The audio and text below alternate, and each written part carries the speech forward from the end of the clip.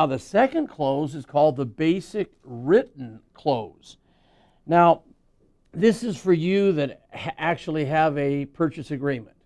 It's called many different things in many different industries, but it is a piece of paper, a form that you fill in, and then after everything's been covered, you then get them to put their approval on it, and that is the closed transaction in the written closing of the sale.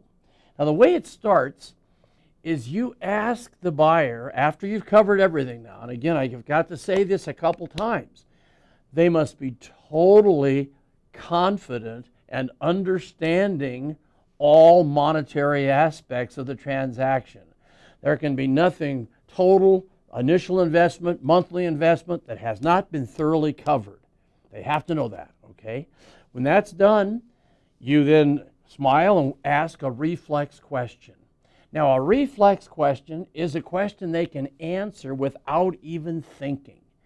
It could be as simple, especially now, to be like a detective, because if I were doing business with you and you had a very unusual last name, it wouldn't be a Jones, a Smith, or a Brown, but let's say we would call it Yazapovic, as one of my dear friends is named. I would simply say, Mr. Yazapovic, I'm sure you've been asked this, but can you help me with the spelling of your last name? Well, many people with a name like that will say, oh, I have to spell it for everybody.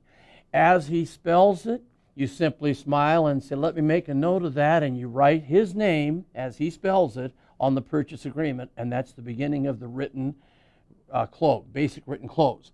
Now, you could also ask the date if you didn't know the date. I was always so darn busy, I sometimes didn't know what the date was, and that was the way I got started.